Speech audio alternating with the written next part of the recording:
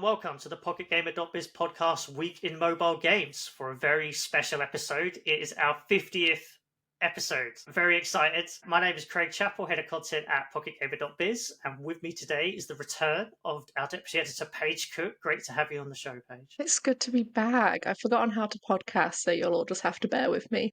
I've never known how to podcast, so you're in good company. And, of course, our news editor, Aaron Astle. Yes, hello.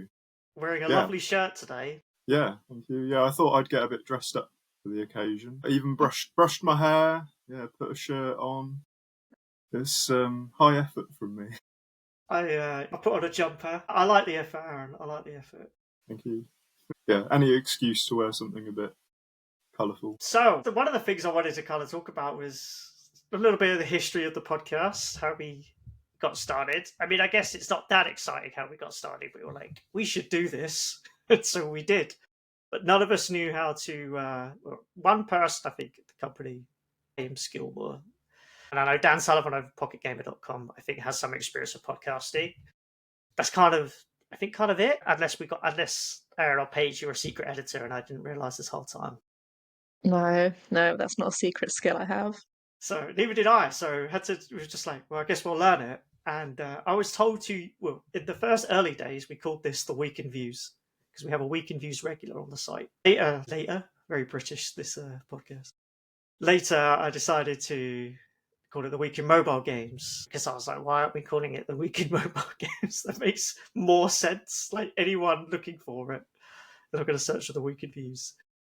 So we changed that after, I don't know, 10 episodes or so, I think, maybe a bit more. And yeah, we didn't have it podcast, so I used Audacity for the audio only version. And I found Audacity okay, but I've heard that it's terrible to use. So maybe I just learned like the worst one, but it was free. But later we started doing video, and now we do it on Riverside, which is actually pretty easy to use. Someone will probably tell me that's the worst one as well, and I should be using a different one. So yeah, we've been doing this for 50 episodes now, and I guess we're going to go through some funny, if we can recall, any funny or interesting moments or just weird things that happen. And I have a few weird things that I do on the podcast, a real behind the scenes. Sometimes I forget the name of the podcast. So at the end of the show, I'm like, that's it for the Week in Mobile Games. And then I'm like, but I can't actually name the show. I call it like the Week in Views or the Week in something, or I'll just forget that. The number of variants I've heard. I remember the first time that I properly forgot it, and I think you're both on the show, and you could. I think you must have worried for my sanity. It's at least like 2 minutes of me like, I don't know what it's called. You didn't help me, by the way. I remember that very well. Just let you suffer. Well, he'll get there. Yeah. Just let him cook. He's old. Takes a bit longer to think. So that's funny. And then one other weird thing I've learned that I do is I yawn literally before every episode of the podcast. So we start the 5 second. I have this thing where even just thinking about yawning, seeing someone yawn, I'm desperate to yawn now. But yeah, for some reason, it's like a proper Pavlovian reaction to the countdown starts 5, 4, and then I yawn, and then we can kick off. It's very strange. You should have kept them all, and we could have just done a compilation of 50 yawns. I mean, there's still technically a lot of those are saved on Riverside, so technically we could do the 50 compilations. well, most of them. I guess not the first ones. Can we trigger a live one, or is it kind of harder to do? I am literally fighting off a yawn right now. It will happen in a minute. Yeah, and then I don't know if anyone ever notices. Sometimes I'm sure people are begging me to get a shelf. Sometimes I put a figure in the background. I don't know if anyone ever noticed. Little Easter egg. I don't know. Does that count? But yeah, it's been a great 50 episodes. So I'm already forgetting. Yes, I really enjoyed it. But Paige, Aaron, what have you? Any fun moments that you can recall? I think you already mentioned one of my highlights, and it's just that not me. My background is pretty much always the same, except for now it's a little bit different. But especially with Aaron, I feel like every other podcast, just whatever's behind you just changes. And then you started adding more. So then Craig was like, right, now I'm going to add something to mine. And then all of a sudden there was a Godzilla. And then I don't know why I remember this, but I'm pretty sure on one of our podcasts, Aaron, you did a white chocolate digestive review. Like a little... Yes, yeah. It was so random, but we were just really intrigued. We were like, so what's it like, Aaron? And I don't know why that sticks in my head, but it just does. You won't believe it, but I just got another packet, and it's in the kitchen now. I'm half tempted to run and get it just to prove it. Just to give us an updated review. Are they still good? Yeah, so I haven't had them in a while. They might have changed it.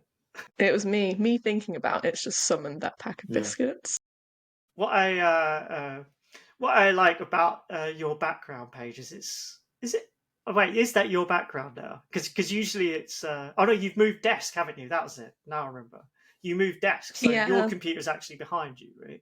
Yeah, like that's where I actually work, because my partner used to work from home but doesn't now. So if I actually sat where my seat is, the background would just be unicorns and rainbows and stars, which isn't exactly me. So I tend to like flip the other way when I do the podcast. But I'm moving, so this is all coming down. So it's just day by day. This office is getting more and more boring. I need a better background other than like an airing cupboard, but it's must. I thought about getting posters or something. Maybe that'll just be worse. Or just a green screen, cover it all up. Yeah. But Aaron, what about you? Yeah, so I was thinking, I think mine, in a way, is more to do with kind of the history of the podcast and predates it just, because I think part of what also spawned us doing this was PGC London 2024. Oh, yeah.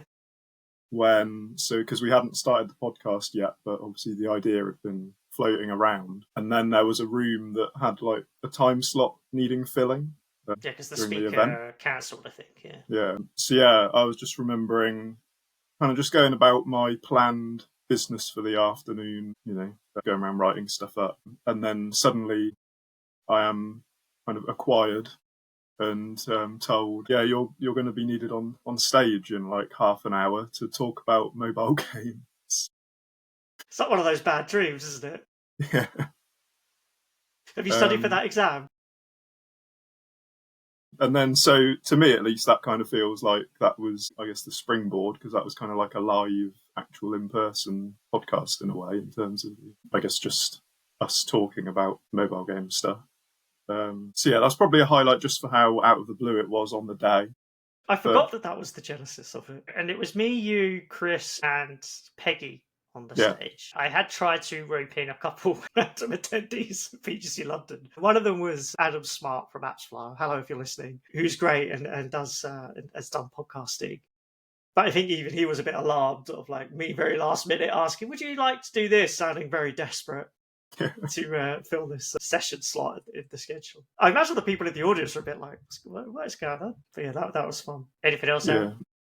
Yeah, other than that, I'm glad that Paige noted about my background, because a lot of effort goes into choosing whatever's going in the back each week. I don't think you can always see it because I'm usually kind of blocking it a little bit, but I've got plenty of like Pokemon figures and various things that I like to change around. So for anyone who hasn't been keeping an eye out, I guess go back and watch every previous episode in full for the watch time, and continue to keep an eye out on the help us with the algorithm, We missed the most important thing, which is Aaron's clock.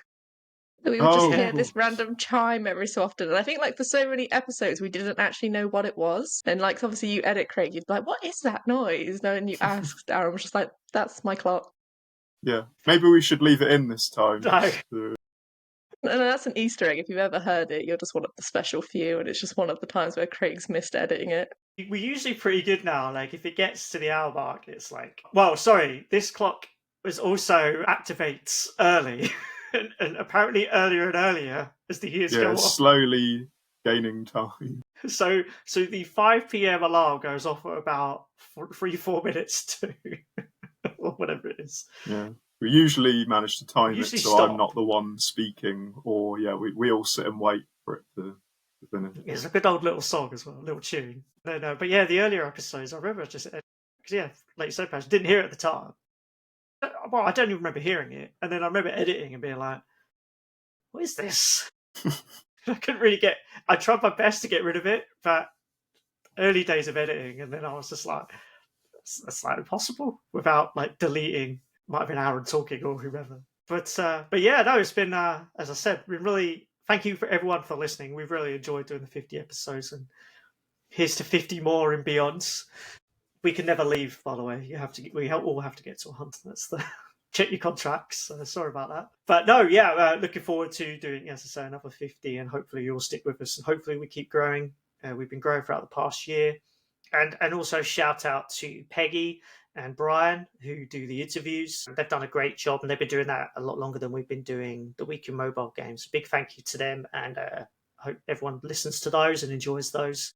And as always, any feedback that you've got, the episode, I don't know, are the episode's too long? You want us to talk about something different?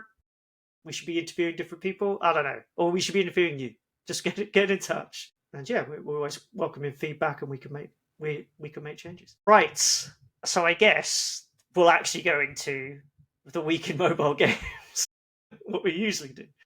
So yeah, we're going to talk about the week's news and hopefully provide some insights. It's my usual intro. I didn't do it this week.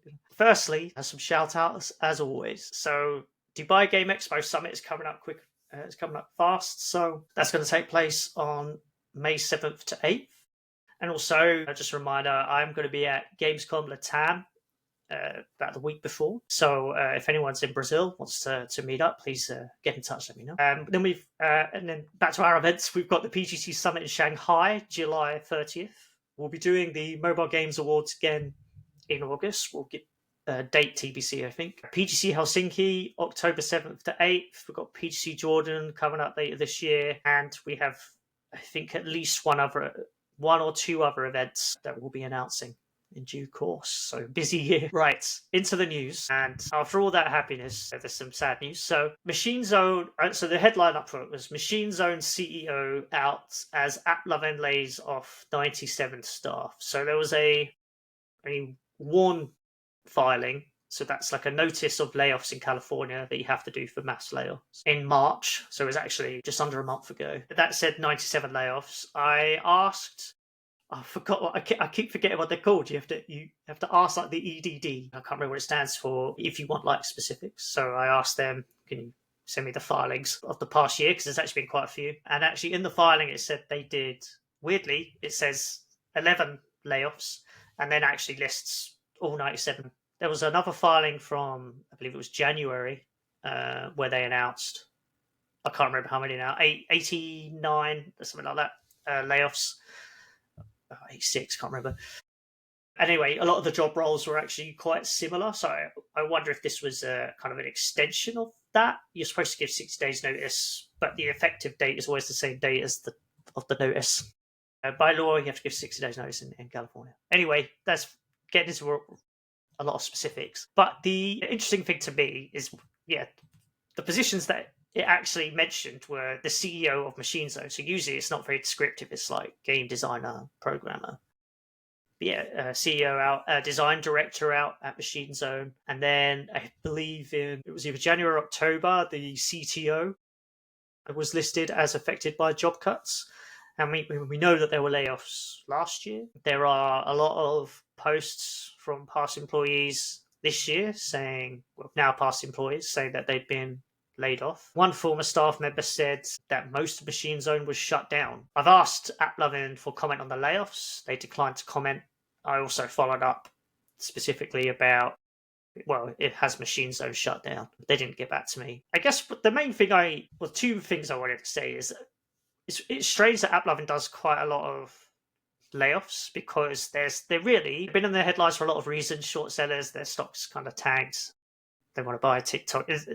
It's kind of a crazy time for them.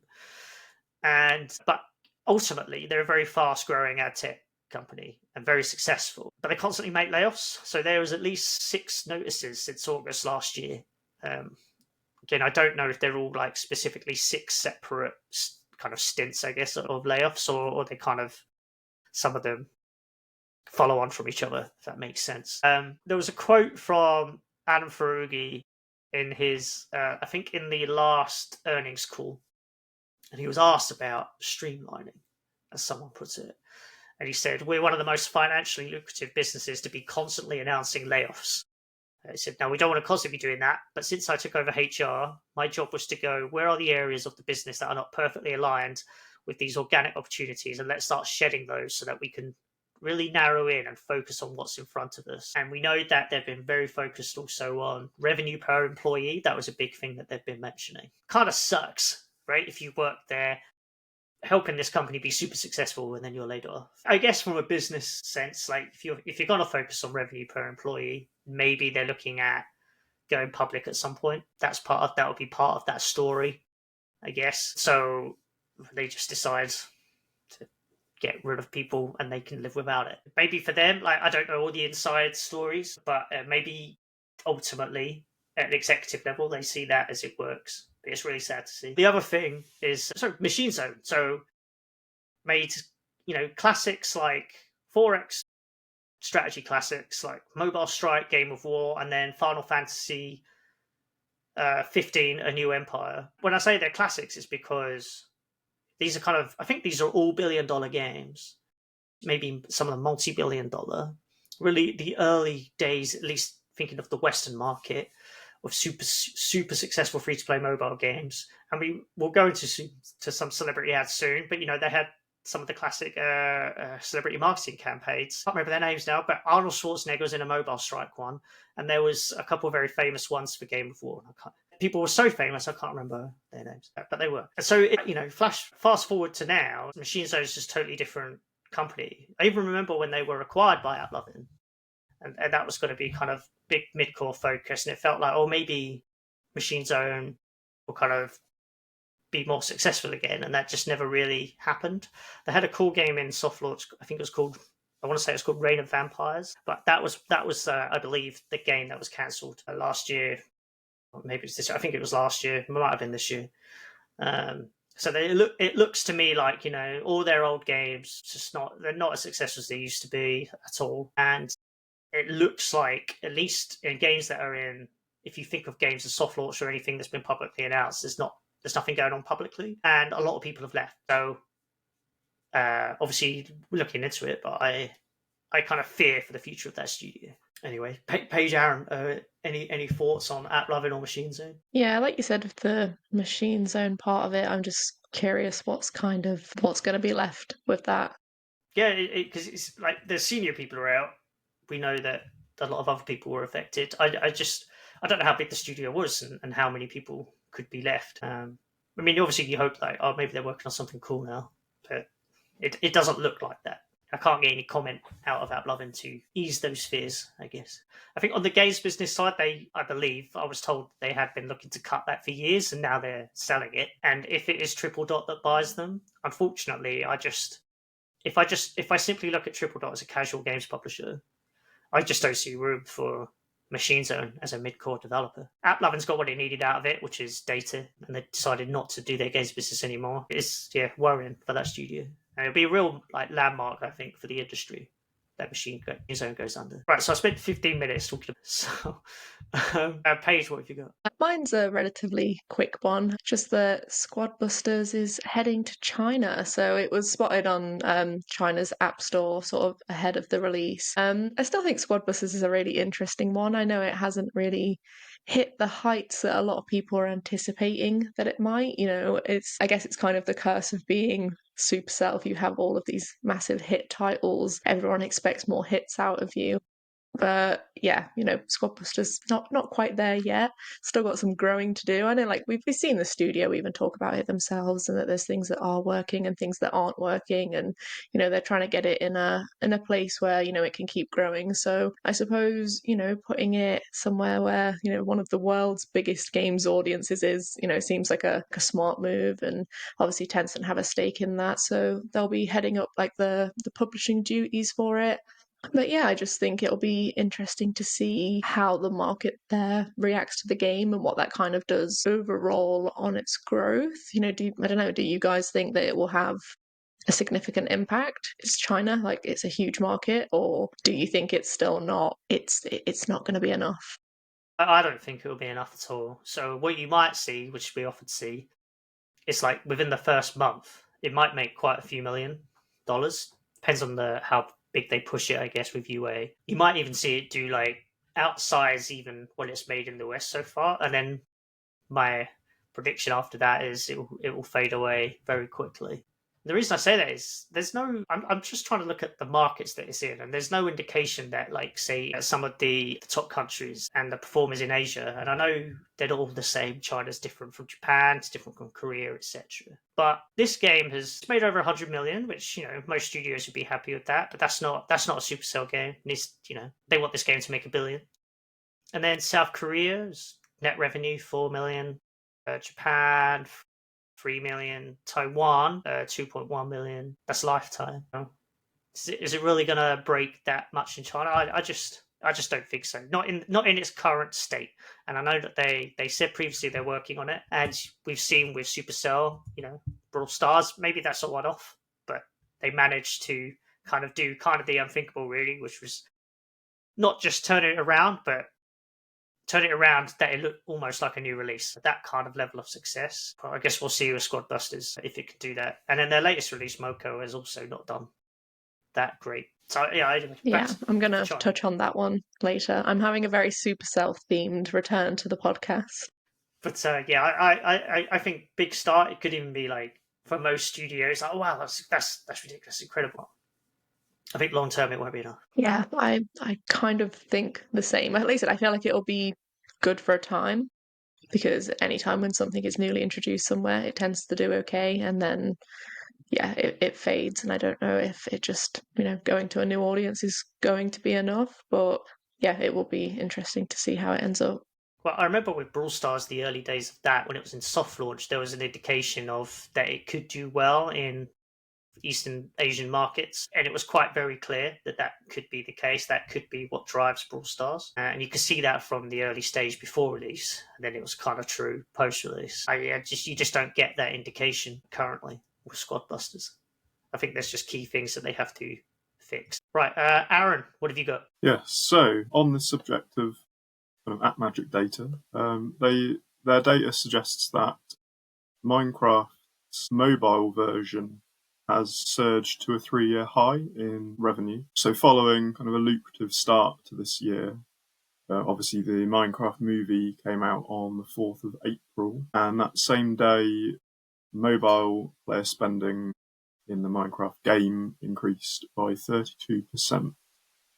So this was also off the back of it having had its most lucrative 3 months since the beginning of 2022. So between January and March 2025, the mobile version generated 42.3 million, which was already up 19% quarter over quarter and 34% year over year.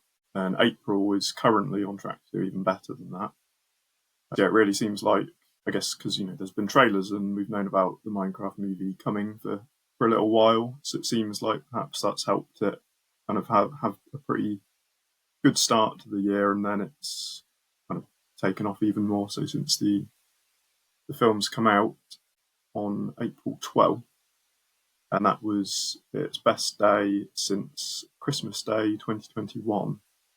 So this is a pretty noteworthy increase it's going through, and obviously the timing is very coincidental with if it isn't to do with the Minecraft movie, which it's worth noting that there is a new update that's out, but that came out on March 25th, which didn't cause any big spike.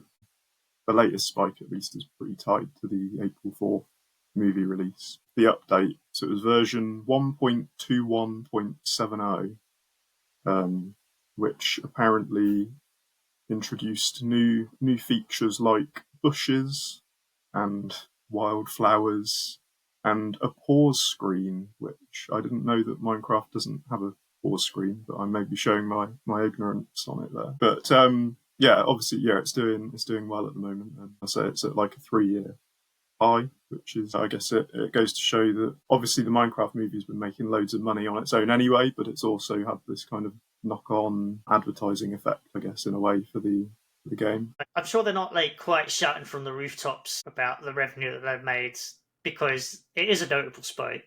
But this is one of those situations where most studios would be very happy to make like $1 million in a day. Wow, amazing! And then that kind of continue for a bit. But it's not like it's an impact. It's not so big that Microsoft is going to be like, all right, we better get another one of these out so we can make more money from the game. Well, that's at least from the mobile. Hmm. It's like you've I think you've spoken about this before, haven't you, with like Fallout and stuff. I guess these things Yeah, do we have saw a it little with bit. Fallout, and I know The Last of Us, when season 1 of that came out, like the game sales went through the roof. And even now, obviously, The Last of Us season 2 has come out, and now they've done like a new bundle of all of the games, which isn't like a new thing, so I don't think it'll sell quite as well. But yeah, there is definitely like, a history of this kind of thing working. You release a film or a show alongside the game, and yeah, it works. Like when Fallout came out, like I played all the Fallout games again because you just get in that mood, it happens. And with Minecraft, like it's the kids, I'm telling you. It's all the kids. Like I think I put in my week in views maybe last week or the week before about it. And I was talking with my niece and she's 5 and she's always loved Roblox. But now all of a sudden she's like, no, I'm too big for Roblox. And now I like Minecraft. And then she was adamant that like her mum had to take her to see the film. So it's all those kids doing this. Have you seen the chicken? No, Well, the meme is the chicken jockey.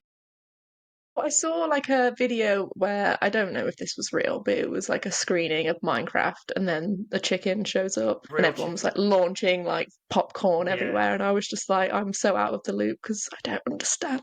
So apparently that's been a very, very big scene in a lot of cinemas. But there was one that they do that, but people take it too far, right? When there's like a trend, like a meme, and so they literally fried all the popcorn around everywhere, and they brought a real live chicken into the screening, and then obviously the lights go on and they get kicked out. That is a traumatized chicken. Crazy times.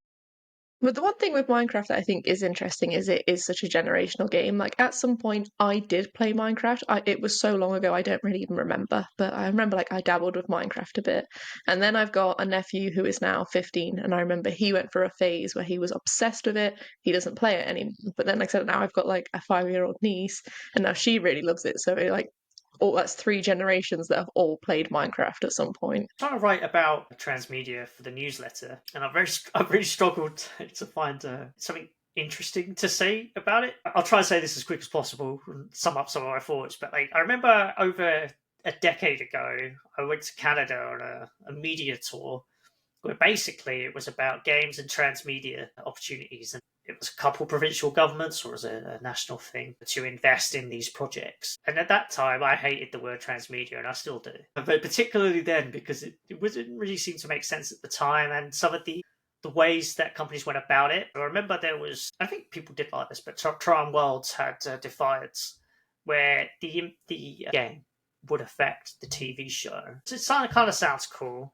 but it's just so unnecessary. You just don't need that. And anyway, so that was a weird sort of example in the early days. And then now, I think the top IPs, it makes sense you can expand them out to film. So Pokemon, this has been about for decades. It's the biggest IP on Earth. Doing a film's kind of a no-brainer, really. I mean, they're already doing them, the animated ones anyway. And then Minecraft, I think, makes sense because it is still so successful. It's not old.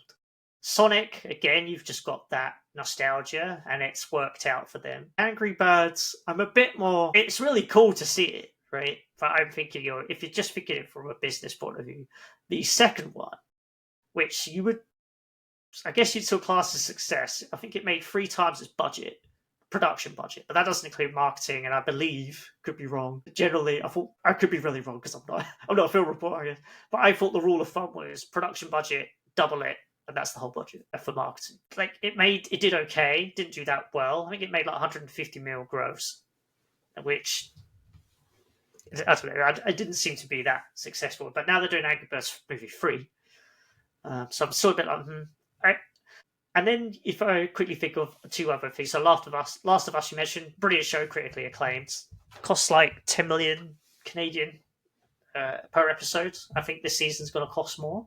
Like, does that make its money back? I don't know. It's great. I love it. So I'm all for it. Does it add much? And then Arcane, 250 million to make 2 seasons of. By the way, I played League of Legends once. Didn't really get on with it. I loved the TV show. I thought, brilliant. Like, business point of view, surely what a total failure. Because 250 mil. I guess one of the benefits from these is not just making money, it's sort of giving you some cultural relevance. And so for the top IVs, I think it works. For everyone else, it's a little bit... that I see. League of Legends, obviously, massive game, but is it culturally a massive game? I don't. People dispute that, but I don't think so. I know they can fill up crowds, they can fill up stadiums and that, but in terms of getting bums on seats in like a theatre, or like loads of people watching it and then playing the game and spending, it just didn't seem to be a worthwhile pursuit from that perspective. We'll get into some other stuff in a bit. But those are my random thoughts about transmedia. I can't think of a conclusion. But I think my conclusion is it's awesome to see. I think a lot of the times it's actually pretty pointless, and companies should probably focus on like making their games businesses successful. And then if that is so super successful and there's an opportunity to do a film with a well-loved IP over decades, then okay, it's my fault. It's my rambling thoughts. The Arcane one's interesting though, 'cause I know quite a few people who like watched and loved the show, but who've never played League of Legends and still haven't. I don't think. Yeah, so that's like, right, but that's the thing, right? Have they engaged any way with that IP that involved them spending money? Like, well, I don't know. Yeah, but I haven't. Yeah, but it's interesting. Yeah, they clearly made. I haven't seen it, but it must be a good show because like everyone I know that's seen it said it was great. I think some of it is just. I'm not thinking of cinematic releases, but some of it is streaming companies. I know Hollywood's kind of looking at games now as the next thing, to some degree, after superheroes, and I think some streaming firms kind of look at it as like, oh, we need something for people to consume, and so they sort of do these deals, and they make. Again, those are really good examples, but I'm not sure the value. Anyway, that's my TED talk on that. So real quick, just because it's also about celebrities. So the obviously we've got the film starting, all these major names, and this past week it's been a bit insane. So Dream Games Royal Kingdom celebrity marketing campaign has had Shakira, LeBron James, Jimmy Fallon. It's had Courtney Cox from Friends. It's had the Big Bang Theory cast. There are others that I've just seen. I guess that game needed a big kick, right? A big campaign to kind of get it going because Royal Match has been so successful, and Royal Kingdom looks like it's doing pretty well. It's hard to tell when they're spending so much money like this long term. I guess how it'll do, but it is doing pretty well. No idea if it's profitable. That old argument, probably not at the moment. But it's just interesting that they're tapping these celebrities in this campaign. Just last week, we spoke about Supercell doing it with Gordon Ramsay, Cody Rhodes, Rhea Ripley, John Cena, and then Chris Hemsworth, the Squad Busters launch, which they had a big launch, but it didn't really seem to do much after that. How worthwhile are these campaigns? I think for Royal Kingdom, it's pretty exciting. Because it's like kicking things off, and it's so broad. Maybe it will hit. They're very expensive to do, so interesting what the returns are on that, like that kind of campaign versus a user acquisition campaign that could be very focused, and you can see precisely the returns. And then the last thing is, I remember Peak Games doing this for, I believe it was Toon Blast. I think said this last week with Ryan Reynolds, and I think that was a total failure. Obviously, those games ended up being super successful, so it didn't matter. But like these things don't always work. But yeah, they've gone really broad with this. It's a bit more unusual. So yeah, kind of cool to see. And Paige, what else have you got? Yeah, like I said, I'm keeping mine very Supercell. You kind of touched on it a tiny bit earlier. Their newest game, Moko, has surpassed 25 million, and that's in under a month since it released. It managed to generate its first million within 10 days of its global launch. Like we've said, it's one of those things where you hear those figures and you're like, that's great. And for anyone else, you'd maybe be like, that's great. But since then, things have slowed down. It's 2.5 million. Is it 2.5? Yeah, 2.5 . Sorry. See, I can't podcast I was anymore. suddenly like, oh my god, this is actually it's really doing successful. amazing. Yeah, I was just thinking like 10 million. It's 2.5. Already. I'm sure It's fine. Like I said, I don't know how to podcast anymore. But yeah, so 2.5, which is why, as I'm saying, it's it's someone else, it's good numbers, but for Supercell, maybe not great numbers, and things have started to slow down as well. So yeah, it's not it's not great, but it's one of those things that like we've been talking about it as well because we're doing one of our mavens on launching new games and how difficult that is at the moment. And I just think that it kind of shows it doesn't really matter who you are because obviously Supercell have had Squad Busters, they've got Moko, and both are kind of that they're struggling to be at the heights of what we would kind of expect from one of their games. But yeah, like I don't know what you guys think. We've gone from not having a Supercell game in, what was it, 5 years? I need to make sure I'm getting my numbers right now because Over obviously five and a you Yeah. half can't. years. Over 5.5 years, and now we've had two in a very short span of time, but neither are. Like I said, I feel like I always feel bad saying, because like I said, I feel like the numbers still sound insane to other people, but with it being Supercell, I guess they are just held to this different standard because they do have some of those hit games that have been around for years and are still doing incredibly well. So it's obviously possible for them to do it, and it's just, are these games going to get there? Or like what is sort of the path forward for them? I feel like they should just. It's hard to question Supercell when there's so many talented people there, and a lot of staff they have. They could be CEOs of their own studios, right? But it feels like they should just. Sorry, why aren't they soft launching these games properly anymore? So they do closed testing, but they're not doing a proper soft launch. Brawl Stars is in soft launch for 18 months or so. And that whole time they weren't sure if they were even going to release that. Turns out it was a very wise decision to do so. They made they had the time to make some key changes and also see which markets it was going to do well in. We spoke earlier, it became evident it's going to do well in Asia. They changed it from portrait to horizontal, to landscape, I think, during development. And then when they rolled it out on Android, because they've been doing testing on iOS, that was when they realized, we might actually have something here, because a lot more players jumped on board. That's my recollection. Are they getting that? Are they getting enough of that feedback now with Squad Busters and Moko to make the changes that were required? So, if they had Brawl Stars was a new game now, would it be as successful if they just launched it straight away? I don't. Yeah, so that's the thing I always think about with Supercell. Like they do have these hit games, but they've been around for a long time and they're names that are known.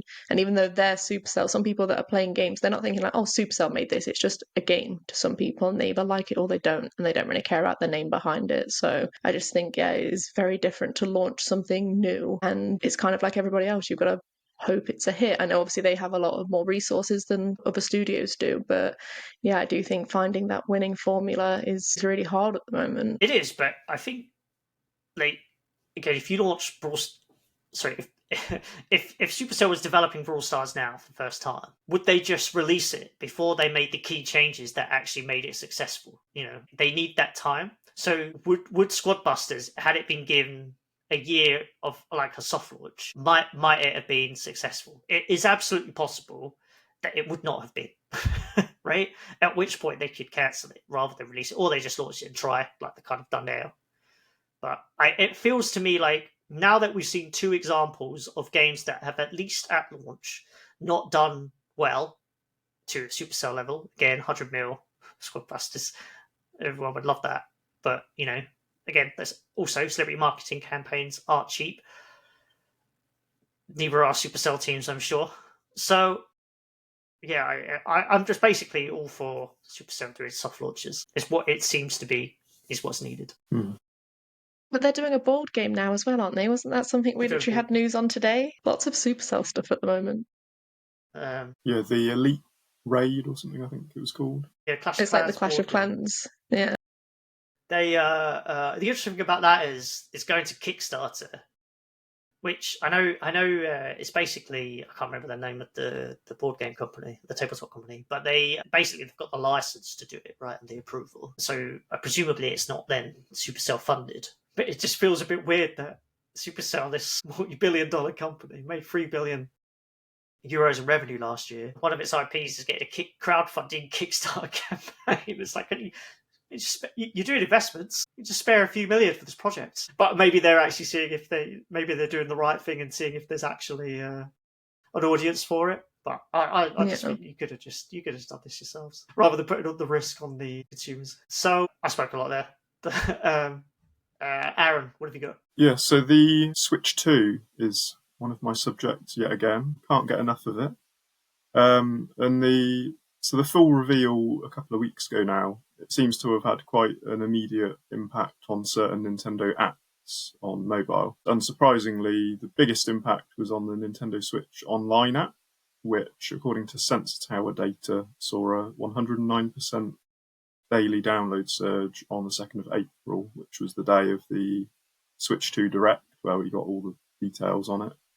The app was downloaded nearly 23,000 times that day, and got even more than that on the 3rd, so the next day. Over the kind of 10-day period as of the Direct, it was installed 172,000 times, compared to fewer than 114,000 in the 10 days prior to the Direct. So yeah, quite clearly seems that people went and were downloading the app after seeing about the Switch 2, which kind of makes sense because Nintendo confirmed and talked about the app during the Switch 2 presentation and said that basically online memberships for the Switch 1 will kind of be cross-gen and still apply on the Switch 2, so you don't have to get a new online subscription, which is good. But yeah, so this has potentially encouraged more like original Switch owners to subscribe now to the online and then download the app, and then they're kind of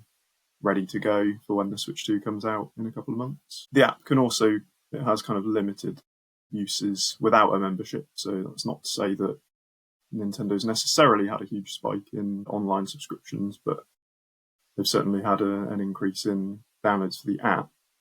But yeah, the Direct also showed various updates coming to the app, like next month. It's changing for some reason, so it's currently the Nintendo Switch Online app, and as of next month, it's going to be the Nintendo Switch app. So just for interest. It's a very Nintendo way of doing things, by the way. Yeah. It's like they make these amazing innovations, but they also don't quite have the understanding of other technical innovations that have happened like a decade ago.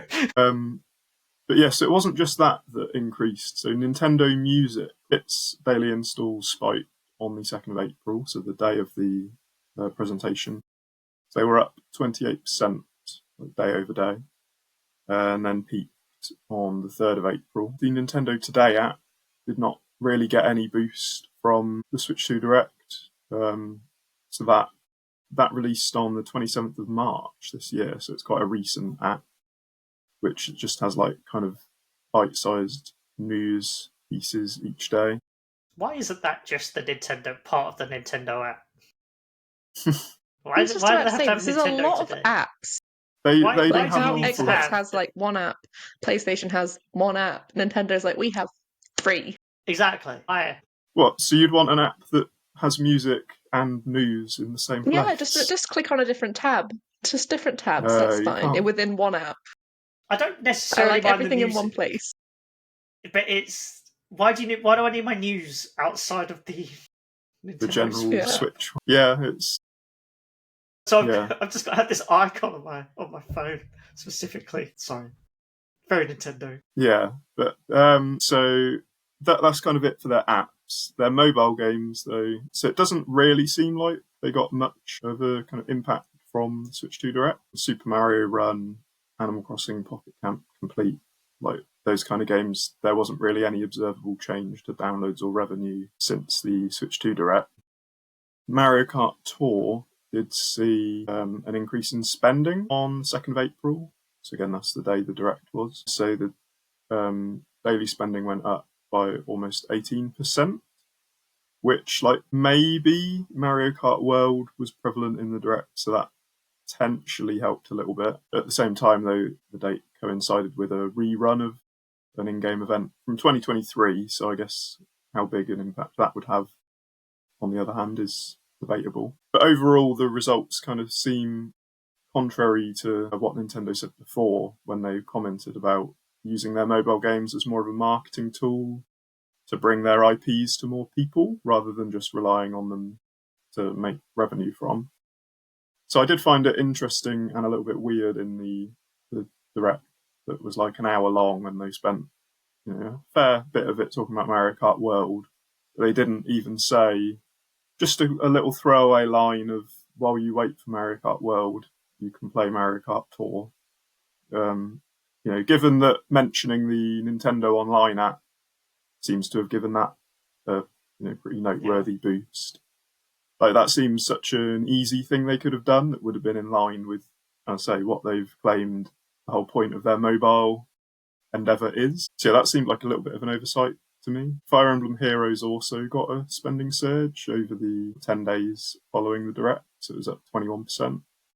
But again, like Mario Kart Tour, I don't really know if that's from the Direct, particularly because there was no Fire Emblem news during the Direct, so it would be weird if that was the game that benefited from it. But on the subject of Fire Emblem, it is its 35th anniversary on April 20th, which... It's not its 50th, though, is it? No, they got a little ways to go. Oh, 8 years. We've got a while to go for our 35th year. That's not in our contract, is it? Well, have you looked? You don't know that. Imagine, you're just locked in. I want to think about me being nearly 70, sat here talking about this. Like, I can't podcast now, never mind when I'm going to be 70. I won't be able to remember a thing. It will just be streamed from your brain by then. You won't need to say anything. That's true. The Nintendo stuff, I'm just like, Switch 2, really cool, really interested. We spoke about the impacts of tariffs, etc., and any other geopolitical things that happen over the next months, years that could impact that success. But in terms of its mobile games, they just don't care about it, right? Like Fire Emblem Heroes did really well because that was the one where they actually did a proper mobile game, and the rest have all just been. I mean, I don't really like the other games either, to be honest. Like, I think Super Mario Run, when I played it a lot, it just wasn't. It's just not Mario to me. And again, Mario Kart, Tour, it's just not. It's not the same. Felt like they didn't really try to make it the same. Either. I don't know. So I'd be shocked if they did another mobile game, even though they said I think that they were working on it. Right? I'd be surprised because they don't need to anymore. They've got this portable console. I know it's not the same user base to kind of get those IPs in front of many hundreds of millions more people, but yeah, I just don't think they'll bother anymore. And now they've got the films, right? So they've got Mario film, Mario 2's coming out, Pokemon films. I think there's another. Zelda's in the work. Was that confirmed? Or was that one of Shigeru Miyamoto's? His mysterious tweet. His early morning or late night tweets. Not sure which one yet. Just out of the blue. But, I think we've discussed before that basically all of Nintendo's mobile games came out while, or at least were in development while the Wii U was. Yeah. Yes, their current thing. And then, since the Switch has come out and been a hit, they haven't really bothered with making new stuff for mobile, which makes sense for them. I just don't think they were ever fully in anyway. In terms of what a mobile game needs, which I guess if we're blunt, it's like certain types of monetization and certain types of gameplay, which you can still make really fun, but it's just not what Nintendo's used to. And other than Fire Emblem Heroes, it just didn't really do that. Maybe we'll get Fire Emblem Heroes 2. That's what they're working on. Which would be pointless, but yeah. Yeah, I wouldn't complain. It'd be more as long as they didn't shut down this one. Right, so I think that's everything. So that brings us to the end of the week in mobile games. I remembered what this show is called. Our special. It was first try. First try as well. I'll mess it up in a minute. Our special 50th episode. Thanks so much, Paige and Aaron, for going along with this for 50 episodes and 50 episodes more as per your contracts. It's been great to have you on. And great to have you back, Paige. Yeah, it's been nice to be back. And thank you very much, everyone, for listening to this episode and the 49 previous episodes. If you stuck with them all, please do email us, let us know. That'll give us a nice boon going into the weekend. And we're about to head off for an extended Easter holiday weekend. Friday, Saturday, Sunday, and Monday off. Sometimes we all forgot about. We're pretty convinced I'm still going to turn up tomorrow. Wonder where everyone is. Because I've forgotten it every single day of the week. Yeah, that would be an interesting call tomorrow. Right. Let's end this show. So thank you for tuning in. We'll be back again next week. Have a good weekend. See you soon. Bye.